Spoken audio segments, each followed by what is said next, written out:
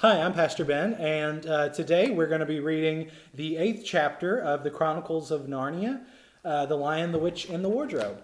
So, here we go, Chapter 8, What Happened After Dinner. And now, said Lucy, do please tell us what's happened to Mr. Tumnus. Ah, that's bad, said Mr. Beaver, shaking his head. That's a very, very bad business. There's no doubt he was taken off by the police. I got that from a bird who saw it done. Well, where's he been taken to? Asked Lucy. Well, they were heading northwards when they were last seen, and we all know what that means. No, we don't, said Susan, but Mr. Beaver shook his head in a very gloomy fashion. I'm afraid it means they were taking him to her house, said Mr. Beaver. But what'll they do to him, Mr. Beaver? Well, said Mr. Beaver, you can't exactly say for sure, but there's not many taken in there that ever comes out again. Statues, all full of statues, they say it is, in the courtyard and up the stairs and in the hall. People she's turned, he paused and shuddered, turned into stone. But Mr. Beaver, said Lucy, can't we? We must do something to save him.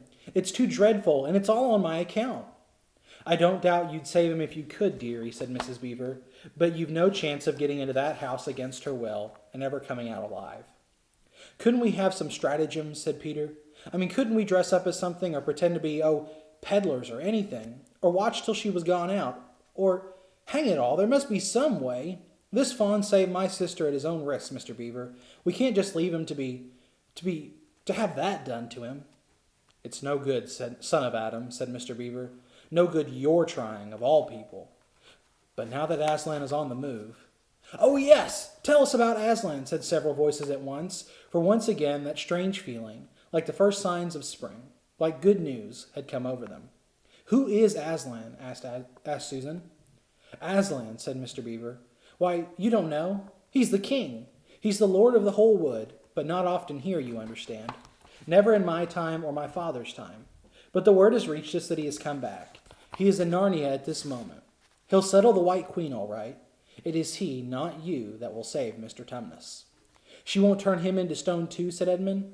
Lord love you, son of Adam. What a simple thing to say, answered Mr. Beaver with a great laugh. Turn him into stone?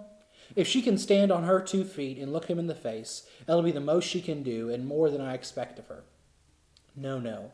He'll put all to rights, as it says in an old rhyme in these parts. Wrong will be right when Aslan comes in sight. At the sound of his roar, sorrows will be no more. When he bares his teeth, winter meets its death, and when he shakes his mane, we shall have spring again. You'll understand when you see him. But shall we see him? Asked Susan. Why, daughter of Eve, that's what I brought you here for. I'm to lead you where you shall meet him, said Mr. Beaver. Is he a man? Asked Lucy. Aslan a man, said Mr. Beaver sternly. Certainly not. I tell you he is the king of the wood and the son of the great emperor beyond the sea.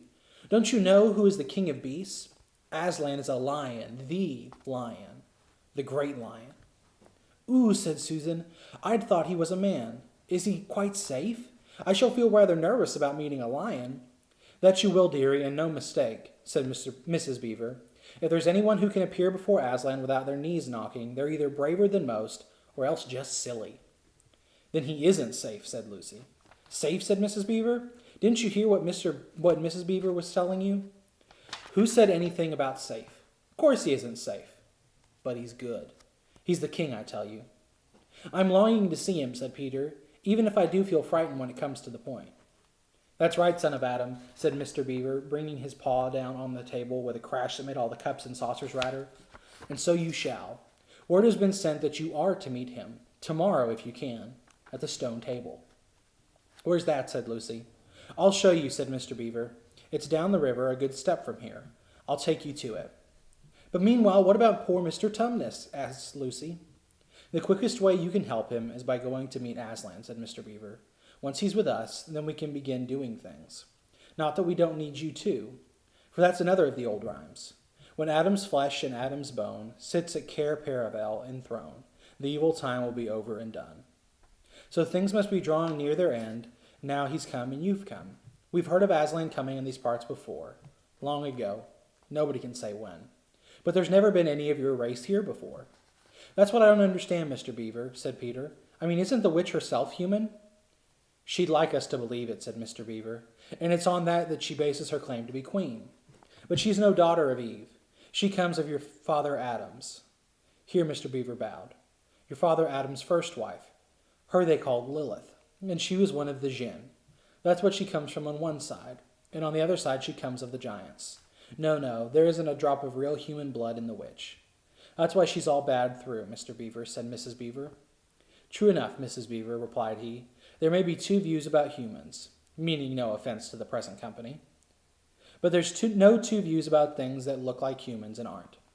I've known good dwarves, said Mrs. Beaver. So have I, now you've come to speak of it, said her husband, but precious few, and they were the ones least like men. But in general, take my advice. When you meet anything that's going to be human and isn't yet, or used to be human once and isn't now, or ought to be human and isn't, you keep your eyes on it and feel for your hatchet. That's why the witch is always on the lookout for any humans in Narnia. She's been watching for you this many a year, and if she knew there were 4 of you, she'd be more dangerous still. What's to do with that? Asked Peter. Because of another prophecy, said Mr. Beaver.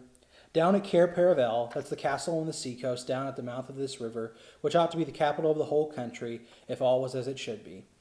Down at Cair Paravel there are 4 thrones, and it's a saying in Narnia, time out of mind, that when 2 sons of Adam and 2 daughters of Eve sit in those 4 thrones, then will be the end not only of the White Witch's reign, but of her life. And that is why we had to be so cautious as we came along. For if she knew about you 4, your lives wouldn't be worth a shake of my whiskers.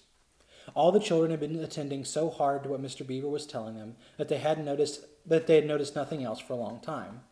Then, during the moment of silence that followed his last remark, Lucy suddenly said, I say, where's Edmund?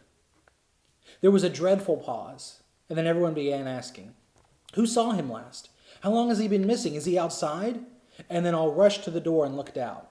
The snow was falling thickly and steadily. The green ice of the pool had vanished under a thick white blanket, and from where the little house stood in the center of the dam, you could hardly see either bank. Out they went, plunging well over their ankles into the soft new snow, and went round the house in every direction. Edmund! Edmund! They called till they were hoarse.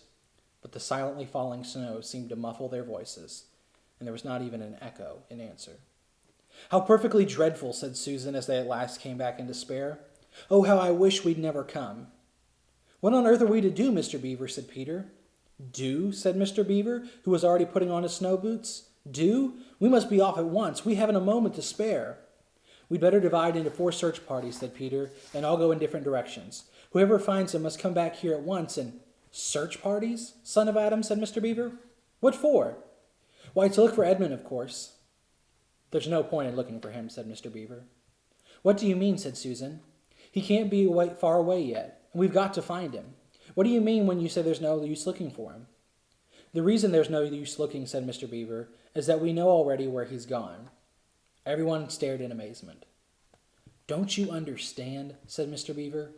He's gone to her, to the White Witch. He has betrayed us all. Oh, surely, oh, really, said Susan. He can't have done that. Can't he? Said Mr. Beaver, looking very hard at the 3 children, and everything they wanted to say died on their lips, for each felt suddenly quite certain inside that this was exactly what Edmund had done.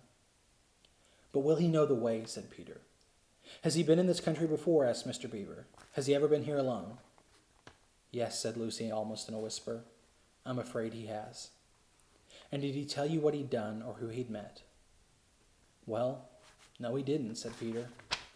Then mark my words, said Mr. Beaver. He has already met the White Witch and joined her side and been told where she lives. I didn't like to mention it before, he being your brother and all, but the moment I set eyes on that brother of yours, I said to myself, treacherous. He had the look of one who has been with the witch and eaten her food. You can always tell them if you've lived long in Narnia. Something about their eyes. All the same, said Peter in a rather choking sort of voice, we'll still have to go and look for him. He is our brother, after all, even if he is rather a little beast. And he's only a kid. Go to the witch's house, said Mrs. Beaver. Don't you see that the only chance of saving either him or yourselves is to keep away from her? How do you mean, said Lucy. Why, all she wants is to get all 4 of you. She's thinking all the time of those 4 thrones at Cair Paravel. Once you are all 4 inside her house, her job would be done, and there'd be 4 new statues in her collection before you had the time to speak. But she'll keep him alive as long as he's the only one she's got, because she'll want to use him as a decoy, as bait to catch the rest of you with." "Oh, can no one help us?" said Lucy. "Only Aslan," said Mr. Beaver. "We must go now and meet him. That's our only chance now." "It seems to me, my dears," said Mrs. Beaver, "that it is very important to know just when he slipped away. How much he can tell her depends on how much he heard. For instance, had we started talking of Aslan before he left? If not, then we may do very well, for she won't know that Aslan has come to Narnia, or that we are meeting him, and will be quite off her guard as far as that is concerned." "I don't remember his being here when we began talking about Aslan," began Peter, but Lucy interrupted him. "Oh, yes, he was," she said miserably. "Don't you remember? It was he who asked whether the witch couldn't turn Aslan into stone too." "So he did, by Jove," said Peter. Just the sort of thing he would say too. "Worse and worse," said Mr. Beaver. "And the next thing is this. Was he still here when I told you that the place for meeting Aslan was a stone table?" And of course no one knew the answer to the question. "Because if he was," continued Mr. Beaver, "then she'll simply sledge down in that direction and get between us and the stone table and catch us on our way down. In fact, we shall be cut off from Aslan."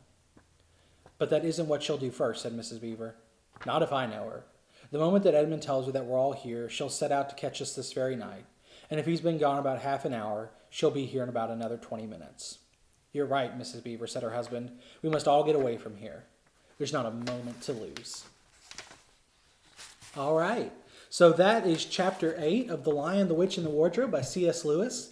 It's been great hanging out with y'all today, and I hope that this is a good story for you. We'll see you next week. Bye-bye.